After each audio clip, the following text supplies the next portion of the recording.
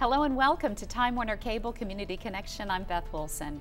There are 3 types of diabetes: type 1, type 2, and gestational diabetes. Here to talk about type 1 and how it affected his son is Gary Warren, who's a volunteer with the Juvenile Diabetes Research Foundation. Hi, Gary. Hello.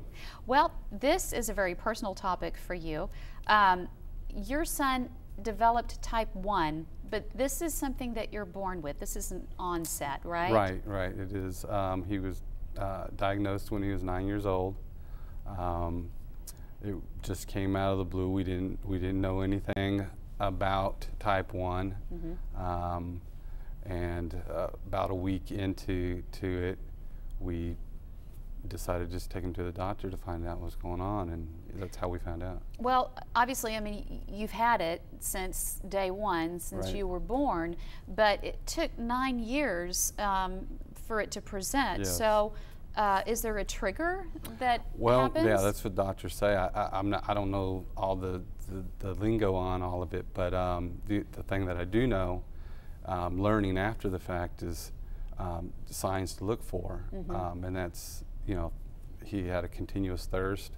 He was needing to use the restroom constantly, and he had a strange fruity odor from his mouth. And I think that parents that haven't experienced this yet, that those are some of the signs that they need to look for. Interesting. I haven't heard the odor Yeah. from the mouth before. Right. So, how does James deal with it, and how does it affect the family? It was hard at the beginning, but he's gradually going into it, and he's adjusting. He has to take at least 4 shots every day. He has to prick the ends of his fingers at least 6 times a day. So it is a trying situation, but you know, this is what he has to do to live Right. a normal life like any of the rest of us. So Does he give himself the injections? he does. I help when Yeah. he asks. And I'm you sure know, the and school nurse can help as well. yeah. Oh yes, the school nurse does help. And this affects approximately about 40 kids and 40 adults that get diagnosed with this every day.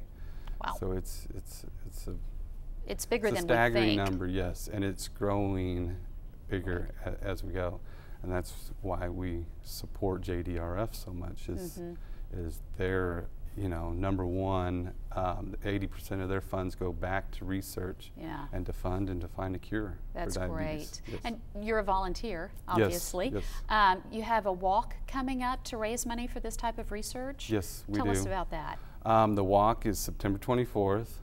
We're going to have 2 locations. One's at Victory Park, and the other is at Granite Park in Plano. Starts at 9 o'clock. You can register at 7:30. It's fun for the whole family. Come out. If you're just there to support these kids, they would greatly appreciate it. You know, other than monitoring his sugar levels throughout the day, how has it changed his eating? I mean, has he had to just completely cut out sugar? No. They don't. They can eat and have a normal life. It's just you have to count all their carbs. Right. And give them insulin to counter that. The reason I ask is I had gestational diabetes when I was pregnant with my twins, and one of the things that they emphasized was eating certain food combinations and also eating kind of throughout the day. Well, we go through a nutritionist that tells us specifically things that are better for you. Okay. Obviously, things that are lower in carbs and protein-based are definitely better things for you to eat.